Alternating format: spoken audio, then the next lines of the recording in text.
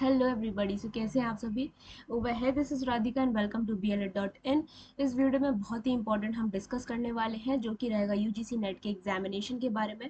सभी स्टूडेंट्स का ये डाउट है कि बैचलर के बाद आप जानते हैं कि पहले आपको इसके पहले मास्टर डिग्री करनी पड़ती थी, उसके बाद ही आप यहाँ पर जो यूजीसी नेट का एग्जाम है वो दे पाते थे एंड उसके बाद नेट पीएचडी नेट करने के बाद आप पीएचडी में एनरोल करते थे।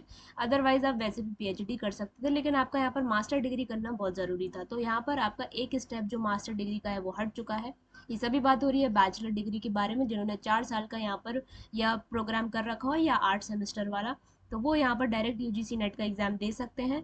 और कैसे दे पाएंगे, क्या क्या इसके बेनिफिट्स हैं, हम सब इस वीडियो में डिस्कस करने वाले हैं। तो वीडियो को ज़रूर से सभी के साथ शेयर करें। जो भी इन्फॉर्मेशन हम यहाँ पर इस वीडियो में आपको देने वाले हैं वो बहुत इंपॉर्टेंट होने वाली है। क्या क्या बेनिफिट्स आपके होंगे डायरेक्ट बैचलर करने के बाद यूजीसी नेट और फिर उसके बाद पीएचडी करने का, तो सभी हम यहाँ पर डिस्कस करने वाले हैं। उसके पहले अगर चैनल पर नए हैं तो ज़रूर से सब्सक्राइब कर लें और सारे ही डाउट्स अपने पोस्ट करें नीचे कमेंट सेक्शन में, सो दैट सारे ही आपके जो डाउट्स हैं वो क्लियर हो सके। उसके पहले हम यहाँ पर एक चीज़ देख लेते हैं कि जो आपका नेट का एग्जामिनेशन है वो आपका 2 बार होता है साल में। ठीक है, एक साल में जो यूजीसी नेट है वो 2 बार आपका एग्जामिनेशन यहाँ पर कंडक्ट करवाता है। तो यहाँ पर आपका 1 जून में एग्जाम होता है जो कि होने वाला है, और इसके बाद 1 दिसंबर में आपका एग्जाम होगा। तो जितने भी बच्चे हैं जो बीएलएड यहाँ पर अपियरिंग में है, बात ध्यान से सुनेंगे। यहाँ पर अपियरिंग का मतलब है जो 4th ईयर में है, जिनका 3rd ईयर का रिजल्ट आ चुका है, या फिर बीएलएड वो लोग कर चुके हैं, चाहे वो किसी भी ईयर में उन्होंने कंप्लीट किया हो, वो सभी इस बार ये जो नेट का एग्जामिनेशन और जो फॉर्म निकला है वो भर सकते हैं। यहाँ पर पहले आप डेट देख लेंगे। 20 अप्रैल से लेके 10 मई तक की आपके पास डेट यहाँ पर अवेलेबल है। लास्ट सबमिशन 11 से लेके 12 में होगा। जो आपका करेक्शन है वो 13 से 15 होगा, लेकिन कोशिश करें कि एक ही बार में फॉर्म को अच्छे से भरें। कोई डाउट हो तो मुझसे ज़रूर पूछ लें। ठीक है, यहाँ पर डेट आपकी जा चुकी है, 16 जून आपकी डेट यहाँ पर अभी निर्धारित की गई है। जनरल और अनरिजर्व कैटेगरी के लिए 1150 रुपये का होता है, और आपका ईडब्ल्यूएस और ओबीसी के लिए 600 रुपये का होता है। बाकी कैटेगरीज के लिए आपका 325 रुपये का फॉर्म यहाँ पर होता है। टोटल 83 सब्जेक्ट्स में ये आपका जो यूजीसी नेट का एग्जामिनेशन है वो कंडक्ट करवाया जाता है, और इसी सब्जेक्ट्स में से जो भी आप सब्जेक्ट से नेट एग्जाम देंगे उसी में आप पीएचडी में एनरोल अपने आप को करवा सकते हैं। बेसिस क्या होगा आपका, नेट और जीआरएफ का। तो कुछ स्टूडेंट्स का डाउट होगा तो पीएचडी तो हम ऐसे भी कर सकते हैं, हमें क्या ज़रूरत है, तो हम इसका फ़ायदा देखने वाले हैं कि आपको यहाँ पर फ़ायदा क्या मिलने वाला है। तो सबसे पहला तो यही फ़ायदा हो गया है अब कि सीधे आप बीएलएड के बाद आपने कभी भी किया हो, आप सीधा अभी ये वाला फॉर्म भर सकते हैं। आपके पास अपॉर्चुनिटी है वो सारे स्टूडेंट्स के साथ जो 4th ईयर अपियरिंग में है या फिर जो बीएलएड कर चुके हैं, वो ये वाला फॉर्म ज़रूर से ज़रूर भरें। ठीक है, नेक्स्ट अब यहाँ पर हम देख लेते हैं सारी ही इन्फॉर्मेशन जो आप सभी के लिए बहुत बहुत ज़रूरी है। यहाँ पर जो सारी नई चीज़ें यहाँ पर निकल कर आई हैं, इन पॉइंट्स को हम बहुत ही ज़्यादा डिटेल में समझेंगे, क्योंकि ये काफ़ी ज़रूरी हो गया है आपके लिए। जो भी बच्चे बीएलएड के बाद है, जिनका सपना है कि आप आगे असिस्टेंट प्रोफेसर तक बने, उसके लिए तो खैर आपको मास्टर डिग्री करना ज़रूरी है। लेकिन जो बच्चे पीएचडी करना चाहते थे, जो ये चाहते थे कि हमारा जो डायरेक्ट यहाँ पर बैचलर करने के बाद हम सीधा पीएचडी कर सकते हैं कि नहीं, तो उनके लिए एक बहुत अच्छी ये न्यूज़ है। अब उसके फ़ायदे क्या हैं यूजीसी नेट करके पीएचडी में एडमिशन लेने के, वो हम अभी आज डिस्कस करने वाले हैं। तो चलिए, 4 साल और 8 सेमेस्टर बैचलर डिग्री वाला जो प्रोग्राम है, जिन्होंने अभी कर रखा है, उसके लिए एक मिनिमम क्वालिफिकेशन क्या होगी कि आपके चारों साल के मार्क्स मिला के 75% मार्क्स आपके आना ज़रूरी है, तभी आप यूजीसी नेट का फॉर्म भर सकते हैं। रही बात यहाँ पर जो अनरिजर्व कैटेगरी है, मतलब जनरल कैटेगरी के लिए 75 चाहिए, और बाकी जो SC ST OBC है उनके लिए 5% का यहाँ पर रिलैक्सेशन है। मीन्स आप 70% अगर आपके एग्रीगेट है तो आपको ज़रूरत नहीं है, आप 70% में ही ये फॉर्म को भर सकते हैं। यहाँ पर ईडब्ल्यूएस सेक्शन को भी लिया गया है। ठीक है, तो इस चीज़ का आप ध्यान रखें। बट जनरल कैटेगरी को यहाँ पर 75% चाहिए।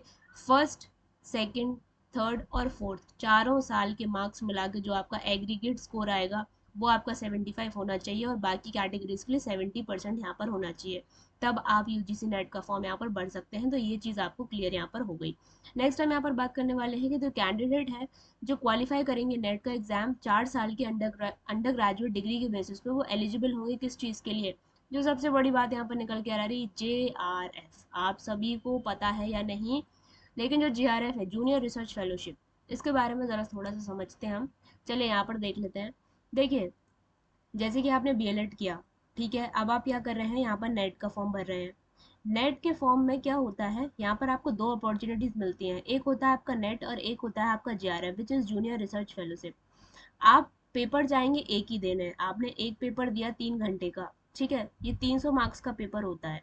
अब क्या है कि इसमें एक बहुत अच्छी बात क्या है कि इस पेपर में ऐसा होता है कि जैसे कि आपकी कोई भी कैटेगरी है, मान लीजिए जनरल कैटेगरी है, तो उसमें कट ऑफ क्लियर होती है, जो 2 कट ऑफ निकलते हैं एक ही पेपर देने पे। मान लीजिए कि उन्होंने बोला कि 190 मार्क्स आपको चाहिए अगर आपका नेट निकलेगा, अगर आपके 200 नंबर हैं तो आपका जेआरएफ निकलेगा। सोचिए एक ही एग्जाम दे के दो फायदे।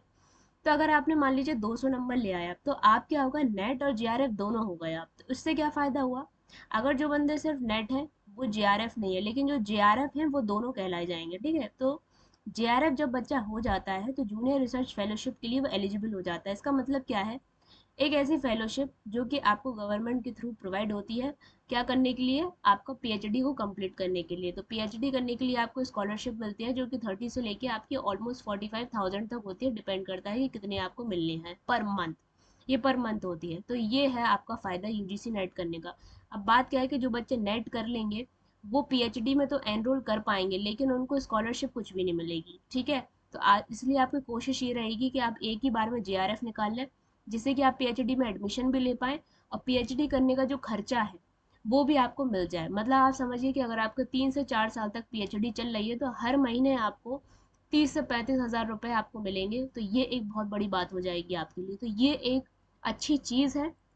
इसलिए जितने भी बच्चे यहाँ पर अप्लाई कर पाएंगे वो बहुत बहुत बढ़िया रहेगा आपके लिए, इसलिए आपको अप्लाई भी करना चाहिए। नेक्स्ट यहाँ पर बात यह है कि जो अगर बच्चे आगे जाके असिस्टेंट प्रोफेसर बनना चाहते हैं तो उनको तो मास्टर डिग्री करनी ही पड़ेगी, ठीक है। इसके थ्रू आप पीएचडी करके आप सोचो कि आप असिस्टेंट प्रोफेसर में अप्लाई कर लोगे, तो ऐसा कुछ नहीं है। उन्होंने यहाँ पर साफ ये लिख रखा है कि जितने भी बच्चे नेट क्वालिफाई कर रहे हैं वो एलिजिबल नहीं होंगे, will not be eligible for appointment as assistant professor. तो अगर आपको सिर्फ पीएचडी करना है तो बहुत बढ़िया है, और अगर आपको नहीं करना है पीएचडी और असिस्टेंट प्रोफेसर के लिए करना है आपको, तो आप क्या करेंगे, मास्टर डिग्री करेंगे, फिर यूजीसी नेट का एग्जाम देंगे। नेक्स्ट यहाँ पर एक बात ये हो गई कि यहाँ पर लास्ट ईयर वाले बच्चों के लिए दिया होगा कि कैंडिडेट जो 4 ईयर और 8 सेमेस्टर बैचलर डिग्री में है, अगर वो अपने लास्ट सेमेस्टर में है या लास्ट ईयर में, तो वो भी इस टेस्ट के लिए अप्लाई कर सकते हैं। बशर्ते क्या होना चाहिए कि जिस दिन से आपने ये जो नेट का एग्ज़ाम है वो क्वालिफाई अपना कर लिया, तो उस दिन से लेके जिस दिन इसका रिजल्ट आएगा नेट का, उस दिन से लेके आपके अगले 1 साल के अंदर आपका जो बैचलर डिग्री चला था वो कंप्लीट हो जाना चाहिए, ठीक है। नहीं तो ये जो आपने नेट का सर्टिफिकेट या जेआरएफ का सर्टिफिकेट लिया है ये इनवैलिड हो जाएगा।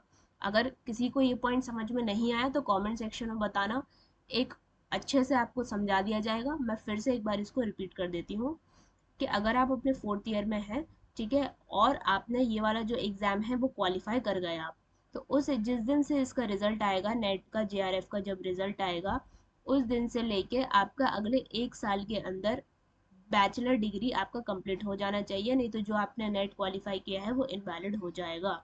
तो यहाँ पर लिखा हुआ भी है, if qualified for admission to PhD only, 1 साल में, और आपका यहाँ पर within 2 years if qualified for JRF. तो आपके पास अगर आपने जेआरएफ क्वालिफाई किया तो 2 साल के अंदर अंदर, लेकिन अगर सिर्फ आपको पीएचडी में एडमिशन लेना है तो 1 साल के अंदर अंदर आपको अपना बैचलर डिग्री कंप्लीट करना पड़ेगा।